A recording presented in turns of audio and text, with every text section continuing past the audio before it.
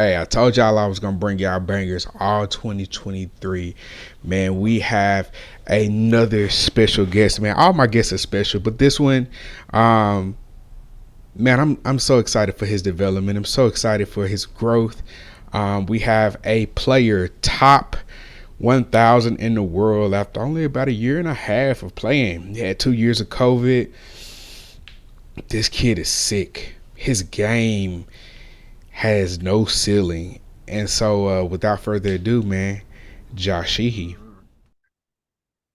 What's going on, Game Time Tennis? I have a special guest with me. A man who has so many accolades that I don't have enough paper to write it all down, man. So, with that being said, man, I want to welcome Josh Sheehy. How you doing today, man? Hey, good. It's good to be on here. Good to see you again. Man, good to see you again. Hey, let's start here and then let's kind of work our way to where you are now, if that's okay. So I first met you at Grace Prep your senior year, your little brother's junior year. Hmm. Um, and before I got there, I actually had a lady. I was working with her daughter, and she says, "Hey, look, Grace Prep, they need an assistant coach, da da da. It's probably not a lot of money, but they have these two really good players, and like they're really good." Now, coming from the coaching world and have seen college tennis prior, at that time I was like 2 years because you graduated in 2015, right? Yeah, 2015. So I graduated college in 2013. So I'm 23 at this time. I've seen some big players, some not so big players, and some junior players that they're the best of their small school. And it's Hmm. okay, right? So I come in and I remember getting there a little early. I'm going to the courts and I see these two guys hitting, and I'm like, man, those guys really could hit. I mean, I guess they, I don't know if it's not a break right now. It's not a college break for anybody. So, maybe they just are really good players. Maybe they just train here every now and then or whatever. But never had any clue that you guys are actually on the team until I met you guys. So, man, it was a really big shock to see some very talented players right off the bat. Because I'm sure you run into people that's like, oh yeah, we got a really good player over here, and you're like, Yeah, you get a little okay, bit of everywhere. yeah, yeah. Everybody's good until they run up against somebody that's better than them. Hmm. And so I started doing my research. And everybody's like, wait, you're the assistant coach at that school? Wait, I know who Josh goes there. And I'm like, oh, everybody knows this kid now. So I was so excited to just see you guys, see you and your brother as well through you guys as junior and senior year and how you guys have progressed so far. So walk us through what your tennis experience has been like. Where did you start? How did you start? Did you like it? Did you hate it? What went on there? I mean, I got pretty lucky overall because both my parents actually coach tennis full time. So, Okay. like, from the beginning, they were kind of sticking a racket in my hand. I mean, I don't even remember when I started playing tennis, honestly. Okay. Had to be before I could walk, honestly. Okay. And Are so, former pros? Both parents, one my dad parent? played a little bit. They both played college, and then my dad tried to play a little pro, got a little hurt, and Okay. then they've both just been teaching at like country clubs and academies ever since. Okay. Keep going. Go ahead. So I've always played tennis. I mean, from a young age, played my first tournament when I was probably like 5 or 6. Okay. And then, I mean, I definitely took it seriously, but it was never full time. Like I was still playing soccer, played some baseball, played some other sports. Okay. And I didn't really start pursuing tennis full time for myself until I was probably 12, 13. And that's when I really started to hit that and Okay. just focus on tennis. Okay. At that age, around that 12 or 13 mark, um, would you say that you were able to compete with your parents? I mean, for them being former, big time college players and things like that, like, and even your dad, even with his injury, would you say like, hey, I'm really good, I can beat you guys now, or was it not until later? I mean, my mom refused to play us just because she didn't want to have to deal with that kind of stuff, which is smart of her. Okay. But Honestly, I don't think I beat my dad until I was probably 15, 16. Like, I mean, he still hit the ball really well. Like, Right. he was injured in the past, but it doesn't bother him at all now. I do He's still remember sharp. I do remember seeing your dad hit one or two times at the courts or where Grace Prep practice, and I was like, man, that guy's got I could tell maybe 15 years off of his age, and he probably destroyed the ball. That guy spent a few hours on the court in his life. Yeah, he spent a few hours. All right, so it from your freshman year in high school, um, you were in TAPS, so private school. Um, did you find a lot of competition starting out? I mean, not necessarily. Honestly, the Grace Prep tennis team didn't even exist until like my eighth grade year. Okay. And that's when my mom and another coach, Coach Ferraro, though, who's still the head coach, Yeah. they kind of decided that maybe we should start a tennis team just to like add another sport to the school. Maybe Right. Jonathan and I would be able to play like district, state, all that stuff. Right. But by the time I actually got to high school the next year, there wasn't really a tough schedule. We played like maybe 2 high school matches. Okay. So that was a very small part of my overall tennis for those first couple of years. Okay. And did you win state? Did you get to state? How does that work? The first 2 years, yeah, I won district pretty easily, but then state, there were some good kids in state. Yeah. So I didn't win state the first 2 years. I won my junior and senior year, but those first 2 years, yeah, there were a couple really good kids that I lost to. Okay. Tell me about your senior year state championship because I think you did something a little bit different. You didn't play singles. You end up playing doubles. Is I that think that was correct? my I think that was my Was it your junior. junior year? I can't remember actually.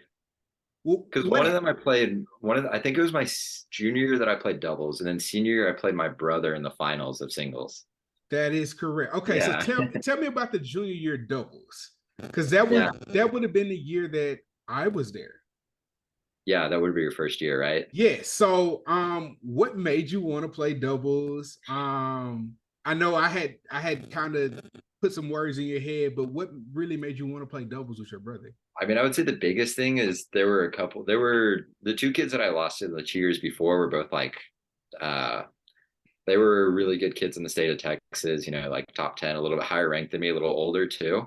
Okay. And so I thought if they were coming back, it would be tough for me to beat them. Mm-hmm. And so my brother and I kind of talked and we decided that maybe we should try to play doubles, win a championship there, and then kind of reset and see what would happen the next year. And then it's funny because actually both those kids didn't end up playing single. One of them left the school. The other one ended up playing doubles also. I remember. So doubles ended up being insanely strong.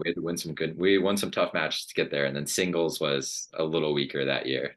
Yes. I remember coming in and when I saw you guys, and I'm trying not to reminisce too much because I know you got so much going on, but I just remember it's like, look, this kid can compete. Both him and his brother are really amazing. I think I said it to your brother first. I'm like, you should probably see if Josh will play doubles with you because if you guys are getting to the level you're at now, I mean, what do you have to lose? It's not like high school tennis is going to determine where you go play college at for the most part, because at that time it was USTA was the king of determining pretty much 90% of stuff. You Mm-hmm. go play at Kalamazoo or you go play, at the Grand Slam, or you do have great results at the Grand Slam. There's coaches everywhere looking for you. Yeah. But I was just so excited, man. I do remember that final set in the finals of state that year when you played. You guys were down 3-love. I actually don't remember that, honestly. So I'm so really bad at remembering the scores in the middle of the match. you know what? It was memorable for me. And I'll tell like this, and if it comes to mind and later on, you're like, wait, that's not how it went. Let me know. But I do remember you guys were down like 3-love. I remember looking at the head coach, and she was already skeptical about you guys playing doubles. I don't know if you knew that or not.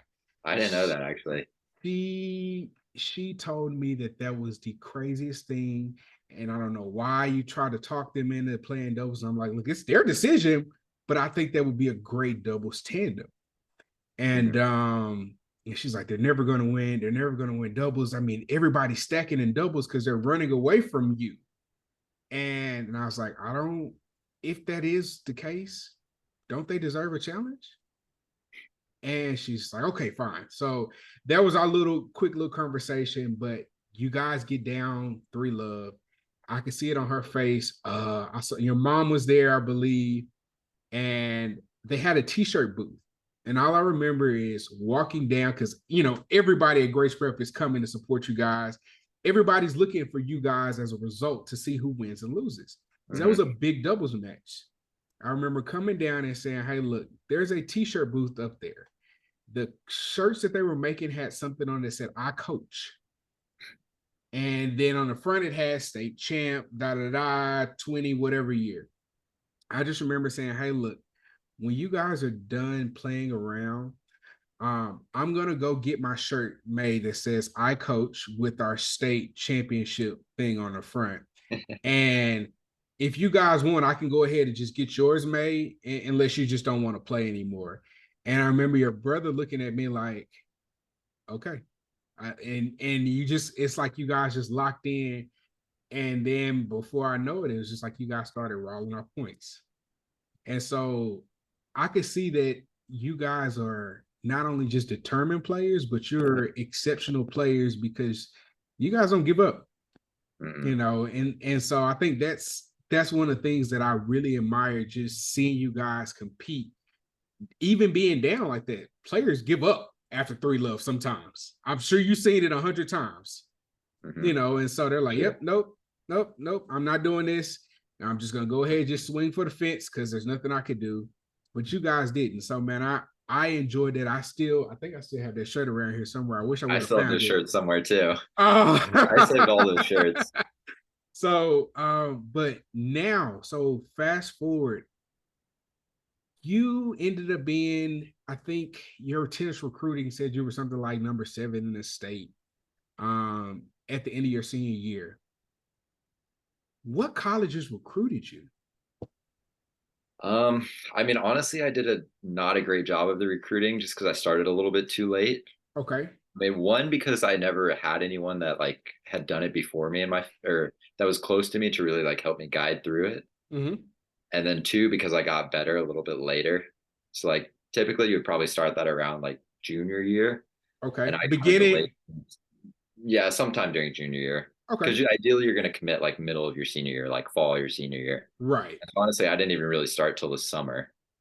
Woo. Yeah, it was, but I mean, it honestly worked out in the end. So like the biggest ones that it came down to were like ACU and A&M, but I was also talking to Penn State, had a few Woo. conversations like TCU because they were close, Yeah. and then a couple other schools, but it never really got anywhere serious.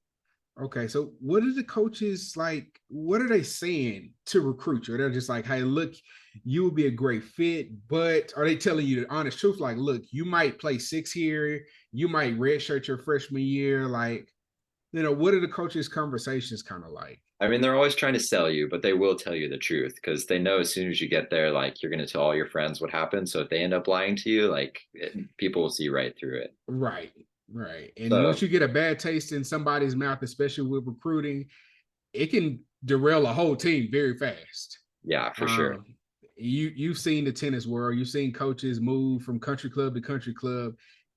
One person gets a bad rap, it's tough. It's like, oh, you work with him?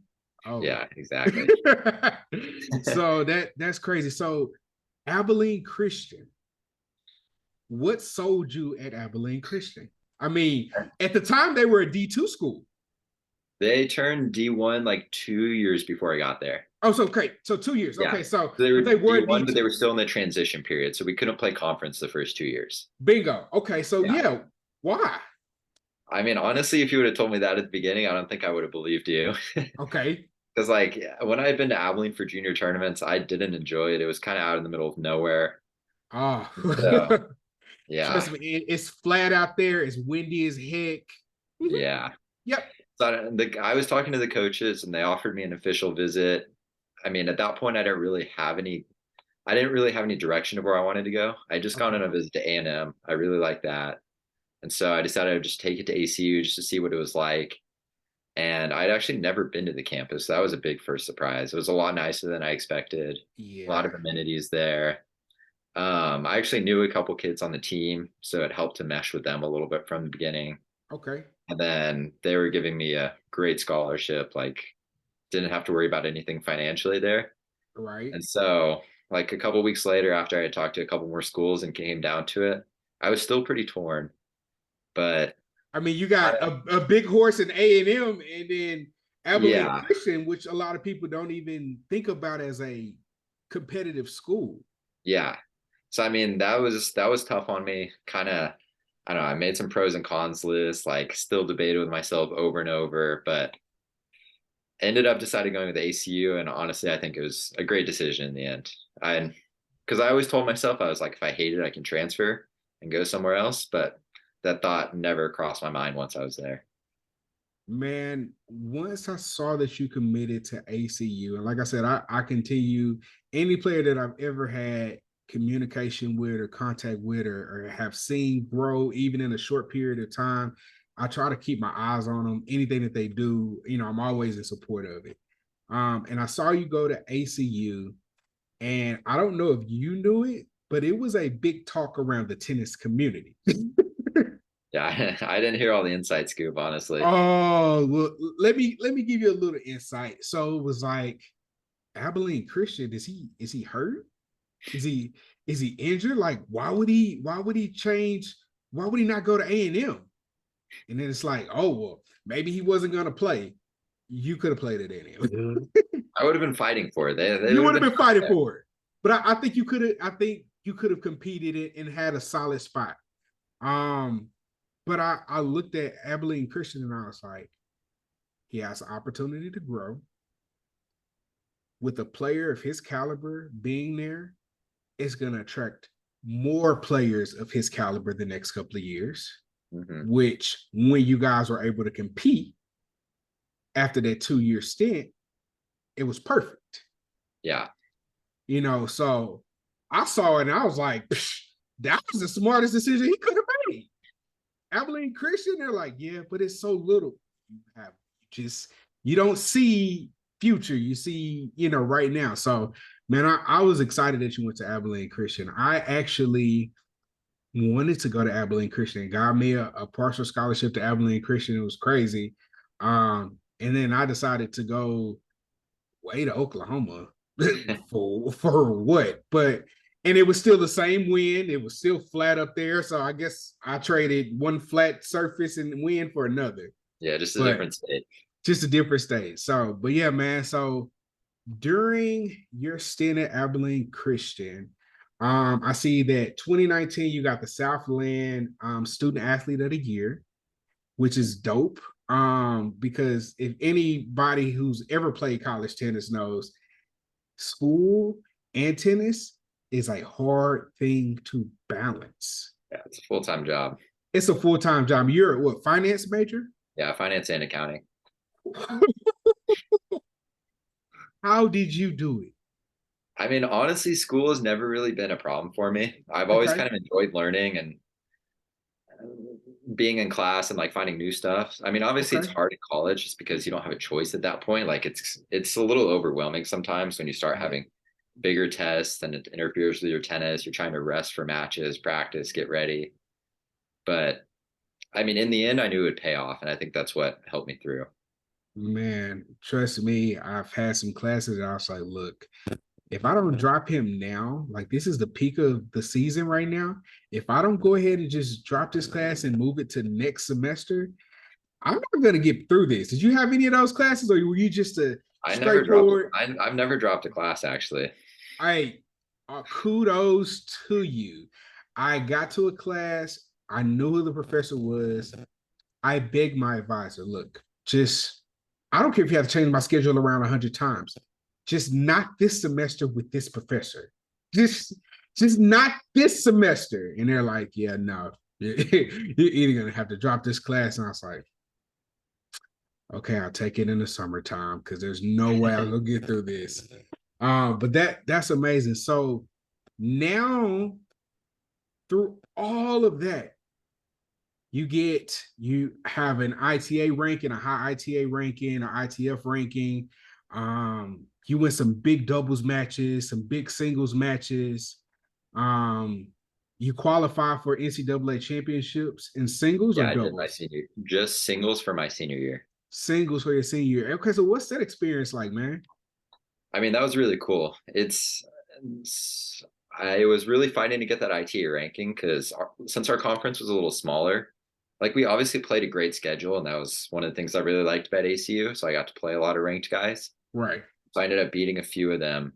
But because we're a smaller conference, if they have a ranked person, they get an automatic bid. And so that's right. actually how I got in. So I wasn't ranked high enough Uh, to get in off my ranking, but because of our conference, that's what got me in. So that really helped. hey, see, perfect. That is a good thing you went to ACU. Yeah. I mean, that was a So great experience. Like going there and getting to see all those guys who are at the top of the college level. yeah. Like I didn't, that was the only hard part about ACU is I didn't see those guys week in, week out. And so it was nice to go be there and really see how they all competed and what the best of college is like. Oh man. Okay, so now you get out of college. Is your first thought, I'm going pro? I wanted to. I didn't feel finished with tennis yet. Okay. And what do you do first? Like, I mean, do you just wake up and say, hey, look, today I'm going pro? Now Well, what? it, actually, at the beginning, it was a little different because so I actually had an internship lined up for that summer for Okay. accounting. And so I was already going to be working from like 9 to 5 every day. I mean, it was going to pay really well, and I knew it would set me up for after tennis. So I was like, okay, I'll work for 2, 3 months like this, kind Okay. of get the experience, because then it leads to a job that you can use later down the line. Okay. So I actually ended up working pretty much full time that summer. Like I would still work out every morning, try to train in the afternoons, but I didn't play very many tournaments, and that Okay. was a little tough on me. Okay. So when do you like where do you go? So now you've gotten through your internship. This is a full summer, correct? Yeah, I didn't Okay. finish until almost August. Okay. So now you're finished with the internship. Do you take the job first or do you say, okay, I'm Nah. going overseas to play for a couple of tournaments? How does that work? I mean, I told them that I wanted to go play tennis, and Okay. so kind of gave me a timeline. So Okay. technically, it was going to be a year, but I mean, I'm not going back to that at this point. So I just started playing a couple of the futures. There was actually a good circuit in around Texas, Oklahoma at that time. Okay. It was perfect. So it was like 3 or 4 weeks in a row that I played right there, and then traveled around a little bit around the Midwest for a couple of those futures. Okay. And so just played those, kind of got a little bit of experience under my belt. All right. And then I was actually still helping out at ACU because after the internship, I was supposed to go to grad school for a year. So I was Oh. back at ACU. I was This is a good one. I actually went to school for the first week. So I was supposed to be Okay. in grad school for 1 year. Went to Okay. school the first week, like I was in all my classes and stuff. And I was meeting with the professors and telling them, like, hey, I'm trying to play pro tennis. Like, I'll be gone certain weekends. Like, I had a calendar mapped out of futures. I was like, here's the weeks I'm trying to miss. Like, Right. I'll try to juggle this together, like, work with you guys.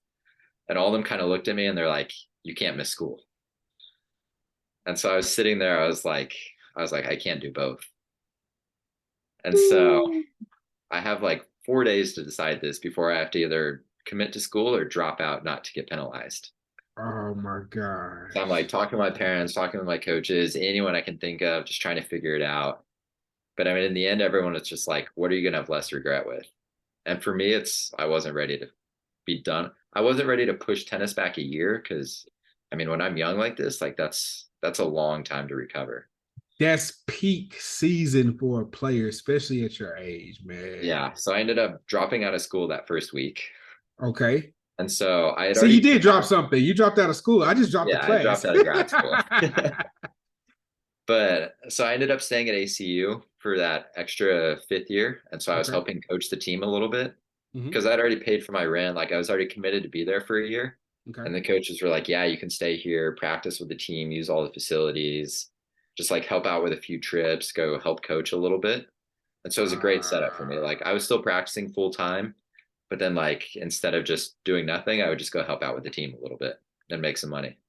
So Hey, it was a that's good gig. hey man, that sounds amazing. So where did your first title come in at? Where were you at? Because now you're on the circuit and now you're doing some futures. Like, what's your first title? What does I that mean, look that like? fall, that fall, there wasn't a lot of deep runs. That was me trying to like dip my toe in, get used to the schedule a little bit. Okay. And then, I mean, obviously that spring, that's when COVID hit in February, March. You're So right. all of a sudden, I only played like, I took January off a little bit, try to like train, get ready, was about to like go on a trip, and then everything got Boom. canceled. And so, yeah, that Uh, put a little bit of year and a half hamper on my career because there's just nothing to play.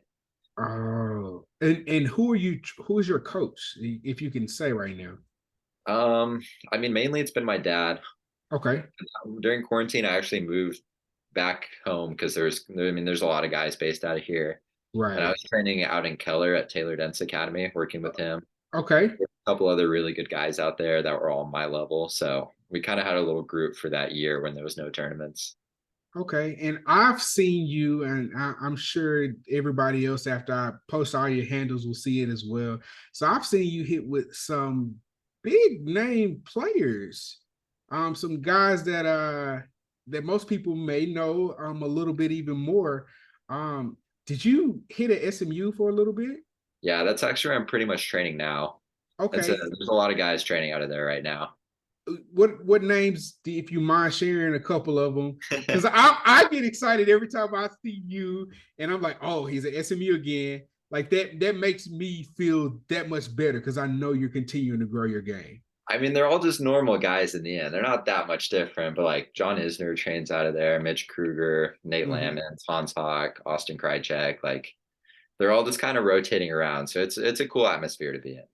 Man, I think that's absolutely amazing, man. I know those guys bring a level of intensity every single time they step on the court.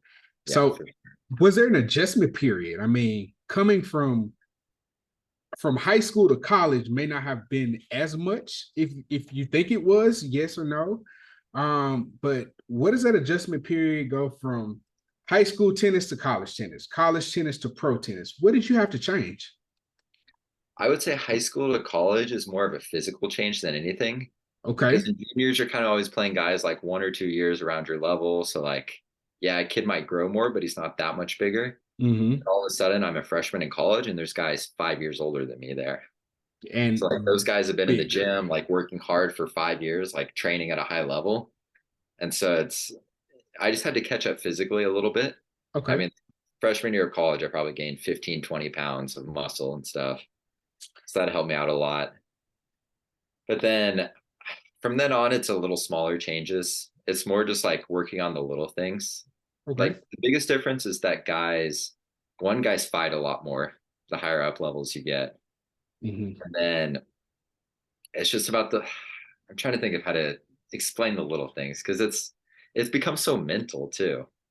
Oh, Like I would say from college to pro, mental is the biggest thing because every guy can hit the ball, every guy's good, but it's just about who can show up day in, day out and do the mm-hmm. same thing over and over and over and stay healthy.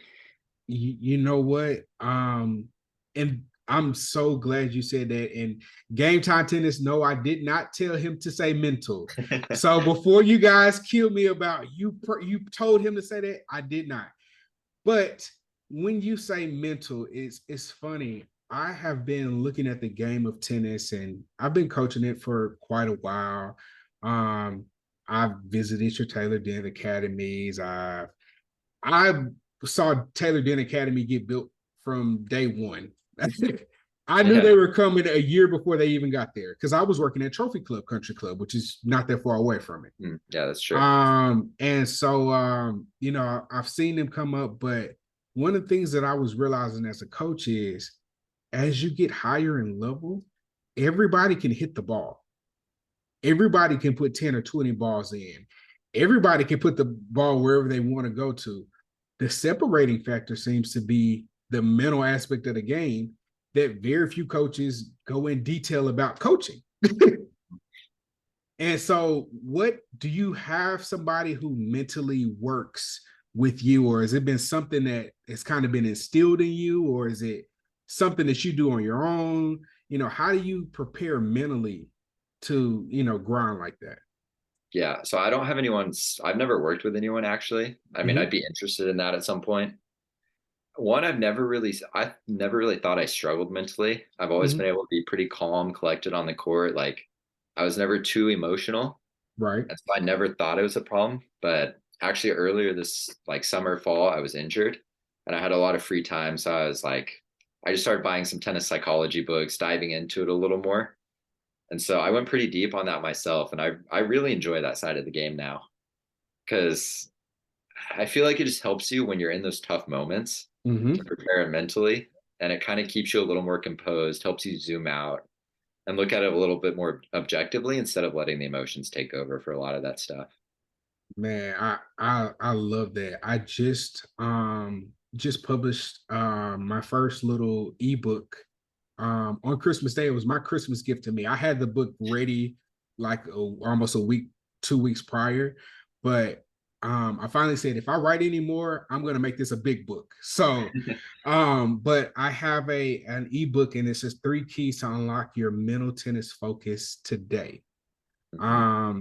And I had a couple of coaches, friends say, hey, look, just check it out. Book's 99 cents. It's not going to bust anybody's pockets or anything crazy like that. Yeah, that's a steal. That's a steal. And I've been around a lot of tennis players. I've been around a lot of big dogs. Um, and so I put a little bit out there to see what was going on. And the thing that I got the most from a lot of the responses is you're exactly right. As simple as mental focus can be, most people don't take the time to do it. Hmm. They don't take the time to prepare. They don't take the time to stop, take a deep breath, and regroup before they snowball into, 6 more points lost. They don't stop to take time and say, hey, look, I have to be limitless inside of my head. When you put those limits on yourself, then you become limited and then your game becomes limited. And so just being able to hear you say that the separation was mental, man, that means that I wrote the ebook for the perfect person. Yeah, So that's good to hear. yeah, I'm so glad I got some things coming into work. So when they come out, man, I definitely shoot them your way and you check them out and let me know if they're helpful to you. I want your journey to continue to grow. Yeah, that'd be So awesome. now, what is your current ranking? If you don't know, I can let you know. I'm currently around like 950 in singles. I'm not sure the exact one this week. Okay. And then doubles, I'm around 800 right now. Okay. So I'm looking 808 is your doubles ranking, Okay. which is freaking dope. Um and you did all of that in a year? It's been a little more than a year now. I would say last July is when I started traveling full time. Okay. That's kind So of when things opened up and I when was able to get out and do everything. so about a year and a half worth of grind. Hmm. And you're 800 in the world in doubles and right at you're above 1,000. Hmm. That's crazy. Okay, have you stopped to think how many people are already ranked that will never even touch 1,000? Yeah, because I mean, there's only like 2,000 guys that get an ATP point at any one Bingo. year. So still, that's such a small part of the overall tennis people. It is mind Yes, blowing. Like I would have never imagined this if you were telling me this in high school. man. You know what I saw this for you. I'm gonna be 100% honest. I saw it for you. I saw you didn't break down mentally. You could miss a point and like, I'm gonna make this one back. It's okay. I'm gonna get the next one. It's okay. You didn't fret. You didn't steer off when you missed 2 or 3 shots in a row. And I've seen you have some decently tough matches. I've seen your results at Kalamazoo. I saw your results at the Grand Slam. Um, but I knew that if you wanted it, it was yours. And so I'm so excited to just see that, you know, that you have a ranking even 800 in a year and a half. That's ridiculous, man. So are you finding singles or doubles to be your favorite, and why or why not? That's a tough one. That kind of depends on the day, honestly. Okay. Are Because you, there's, because you're a lefty. I don't know if yeah, everybody knows you're a lefty. So do you, I mean, like, does that help in doubles much? Do you think yeah, so? it Or definitely gives me a good advantage in doubles. I would say my okay. game is a little more suited to doubles, but it's like you never know where you could break through. So I'm still 100% in on both. Okay. And do you have a definitive doubles partner? Now I see you change a couple of times. Is it just based off of like, hey, who's going to this tournament? Or is it based off of like, hey, look, I saw you train and I want you to be my doubles partner? How does that work? I mean, there's one or two guys that I've played with pretty consistently, but it's tough because futures people have different schedules, like different taking breaks off, get injured. Mm-hmm. So that's where I have to mix in a little bit and switch that up sometimes. Okay. Um, have you been able to play? I know your brother was at ACU with you. Hmm. And he finished his year at OU this past year. End of 2020. 2020. Okay, Yeah. so pandemic killed me. So is he playing with you at all? Nah, he's done. He's done. What? Yeah. His body kind of broke down on him a little bit at OU Okay. that last spring. Mm-hmm. So that was just tough on him. He couldn't stay healthy long enough to be in the lineup for very long. So he's just kind of up and down. And then he was actually getting his master's in finance. And so he was getting some good job offers after he graduated, and he decided to go down that route. It's been good to him.